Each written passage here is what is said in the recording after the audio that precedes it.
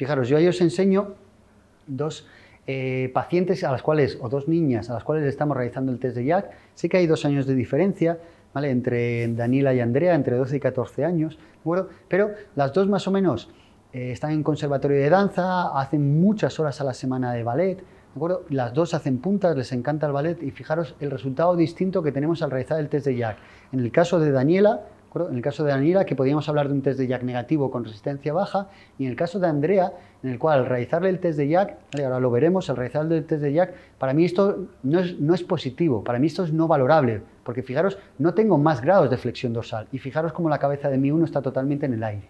Bueno, con estas imágenes yo os quiero hacer ver que la culpa de todo esto es la ley de Delpech-Water-Wallman y el ballet. No, también está la morfología y el pie plano. Fijaros los dos pies de las niñas, ¿vale? o de las pacientes que estamos viendo, que son pies totalmente distintos.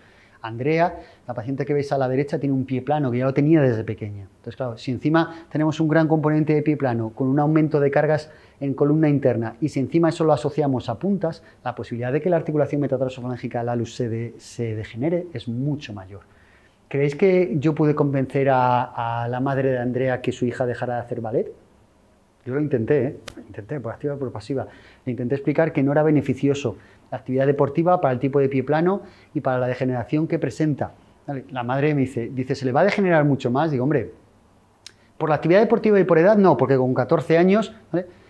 poco se le va a degenerar, pero hay mucha posibilidad de que a medida que esa paciente aumente en edad, la posibilidad de que la artrosis aumente va a ser mayor.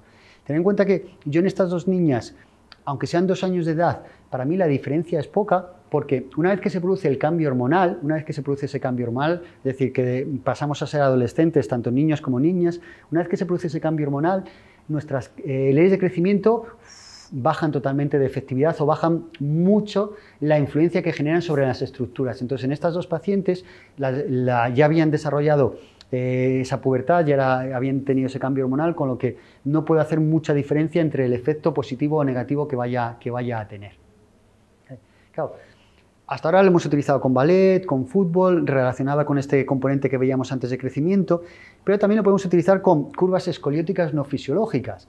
Y fijaros, a nivel de bibliografía, de traumatología, esto lo veremos y lo veréis cuando en el módulo de podología infantil os hable de dismetrías relacionadas o no con el crecimiento, clasificación de Lenke, ángulo de Cobb y signo de Reiser, que son datos radiológicos, ¿vale?, relacionados con la edad, como veis ahí, relacionados con la edad y madurez ósea, relacionados con la edad y con madurez ósea, para valorar cuál puede ser el pronóstico de evolución de esa curvatura escoliótica, ¿vale? Pero yo os pongo aquí el ejemplo de 3 niñas que yo tengo en consulta, 3 niñas o pacientes que empezamos a ver en edad infantil diagnosticadas de escoliosis.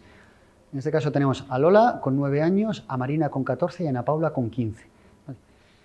¿Cuál de las 3, si yo, por ahí tenéis los nombres, cuál de las 3, no tenemos número, en este caso tenemos nombre, cuál de las 3 podríamos tener una posibilidad de que la curva mejore o empeore?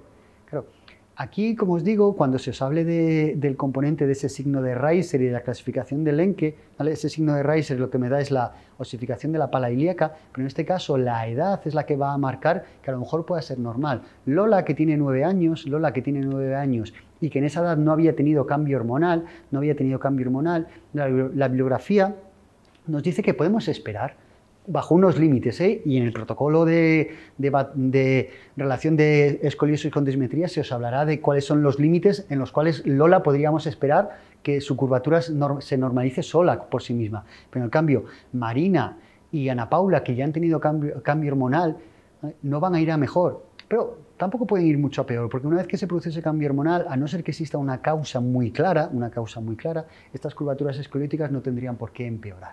Y todo esto lo trabajaremos dentro del protocolo de exploración, tanto diagnóstico como terapéutico, de esas dismetrías y de ese componente relacionadas o no con diferencia en longitud de piernas y de escoliosis. Esto, si os preguntara qué es esto, ¿vale?, sé que, y esto me pudierais contestar y lo podéis decir en alto, todos contestáis, ¿Sever? Y yo os diría, no, esto no es un Sever, esto es una teleradiografía en la cual vemos una visión lateral del calcáneo, ¿de acuerdo?, y el paciente puede tener o no sintomatología de Sever, ¿de acuerdo? Hablaremos de esa sintomatología compatible con Sever, pero una de las cosas que a mí me gusta llevaros la contraria, ¿de acuerdo?, y que puede sonar un poco duro, ¿vale?, Este componente anatómico que tenemos aquí, este componente anatómico, ¿vale? Por rapidez y por costumbre lo denominamos como centro secundario de osificación del calcáneo. Y realmente no es un centro secundario de osificación del calcáneo, porque la terminología nos dice que los huesos que tienen centro primario y centro primario y centro secundario, son los huesos largos. En esta radiografía vemos los metatarsianos como tienen centro primario, que son las diáfisis, y centro secundario, que son las cabezas y las bases. Huesos largos a nivel del pie. El calcáneo no es un hueso largo, es un hueso corto. Entonces, ¿esto es centro primario y esto es centro secundario? No, esto no es centro secundario, esto es apófisis. Si fuera centro secundario, sí que se desarrollaría por la ley de Delpes-Wetter-Wöllmann. ¿Vale? Pero si lo tuviéramos por la ley de Delpes-Wetter-Wöllmann, nos diría que mientras más presión, más se inhibe el crecimiento. ¿De acuerdo? Pero no es así. Realmente la enfermedad de Sever o la sintomatología compatible con la enfermedad de Sever, dolor en esta zona, dejará de doler una vez que se unan. ¿Y cómo creéis que vamos a conseguir que estos dos núcleos se unan? Bueno, esto es una apófisis, esto realmente es una apófisis, y el crecimiento de las apófisis se basan por medio de la ley de Wolff. Y la ley de Wolff, que ahora vamos a ver, bueno, la ley de Wolff dice que aquellas zonas en crecimiento, apófisis y centro primario de osificación y periósteo, apófisis, centro primario y periósteo, mientras más presión, más crecen. Entonces, si yo consigo que esta zona anatómica tenga más presión, crecerá más y se unirá antes. Entonces, fijaros, digo, más presión, porón, taloneras duras, taloneras blandas, pero entonces, ante un paciente con sintomatología de Sever, ¿vale? Y que yo quiera que esto se una rápido, ¿me estás diciendo que le tengo que poner una talonera dura en vez de una blanda? Porque si le ponéis una blanda, le estamos quitando presión. Si le quitamos presión, estamos retrasando, entre comillas, el crecimiento de esta zona anatómica, y vamos a tardar más tiempo en que se una. Y si tardamos más tiempo en que se una, va a estar más tiempo con dolor. Lo discutiremos. Pero la respuesta es talonera dura. Y justificaremos cuando tendremos que poner taloneras blandas. Relacionado con...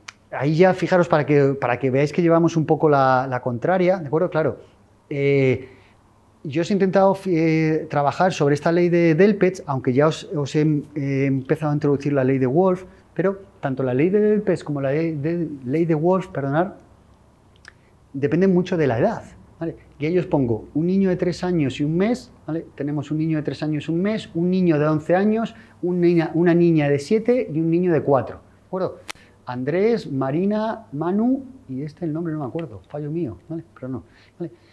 Claro, si lo atendemos a edad, si solo atendemos a edad, mientras más pequeño sea el niño, para mí es mejor y peor, porque mientras más pequeño tengo posibilidad de generar un beneficio, pero también tengo posibilidad de generar un no beneficio o un perjuicio, ¿vale?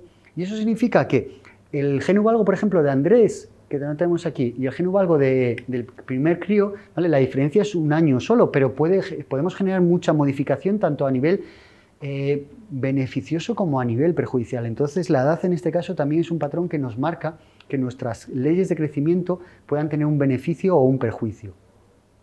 Wolff nos habló de dos leyes, la ley del espesor en crecimiento, del crecimiento en espesor, y la ley de transformación. La ley de crecimiento en espesor, que va en relación a lo que os he dicho antes de la enfermedad de Sever, nos dice que el crecimiento del periósteo y las apófisis, ¿vale? Aquí incluimos esa sintomatología a nivel del calcáneo, en aquellas zonas sometidas a presión crecen más y las zonas no sometidas a presión crecen menos, lo contrario que decía Delpes. No es que sean dos leyes contrarias, sino que hablan de estructuras anatómicas distintas. Epífisis de crecimiento, bueno, y centro primario de osificación.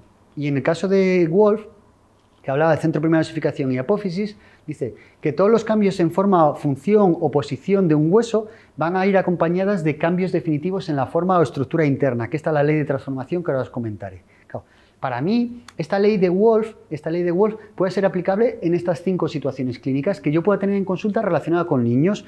Sintomatología compatible con unos Guttslatter, que los hablaremos cuando se os hable de la osteocondrosis, ¿vale? Sintomatología o relación con componente de Hallux adductus valgus. De Hallux adductus valgus hablaremos tanto con relación con pie plano como con deformidades digitales, ¿vale? Relacionado también mucho con componente de crecimientos asimétricos o curvaturas escolióticas, y se os hablará de ese protocolo, y yo os voy a decir una cosa que a mí me parece muy interesante en ese componente, relacionado con marcha de puntillas y relacionados con patrones de marcha en ABD o en AD. Para mí una una relación muy clara de esta ley de Wolf, yo la tengo relacionada con los crecimientos en longitud de las piernas, ¿vale? Y ahora os hablaré de la ley de Weisselhagen, de la ley de Godin de la Fleche, que complementa esto, pero fijaros, si a mí se me diera una situación, yo la esquematizo mucho y os sesgo totalmente la información, porque aquí necesitamos mucha más información, pero imaginaros que me viene a consultar una niña como esta, ¿de acuerdo? Lola, con 8 años de edad, ¿vale? Que visualmente parece que tenemos el hombro derecho más alto que el izquierdo, al igual que las espinas ilíacas, le hacemos Adams, que lo conocemos, flexibilidad de escoliosis para valorar que la curvatura escoliótica es flexible, ¿vale? Le hacen una teleradiografía, que la tenemos aquí, ¿vale? Nos dice que la pierna derecha es 5 milímetros más larga. Y le hacemos plataforma de presiones, y ahí tenemos la plataforma de presiones con plantilla y sin plantilla, ¿de acuerdo? ¿Y para qué utilizo yo esta plataforma de presiones? La plataforma de presiones la vamos a utilizar para uso clínico de la ley de Wolf. ¿Qué me va a decir la plataforma de presiones? Me va a decir el peso del cuerpo, cómo está repartido, y qué pierna está soportando más peso o carga. Porque en función de la ley de Wolf, aquella pierna que soporte más peso o carga va a crecer más. Entonces, si encontramos que clínicamente y por teleradiografía la pierna derecha es más larga y la plataforma de presiones además me dice que existe una diferencia de peso o de carga o de trabajo en exceso de la pierna derecha respecto a la pierna izquierda, me estaría justificando que la ley de Wolf en esta niña va a ser mala. ¿Por qué? Porque su pierna derecha todavía va a crecer más.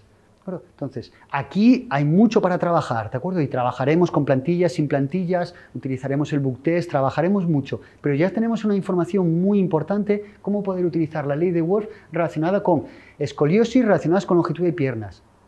Y si no tengo plataforma de presiones, para mí es casi imposible, determinar si el crecimiento de esta niña va a normalizarse o no, porque ahora veremos la ley de Godin de la Fleche que también complementa, ¿vale?, este tipo de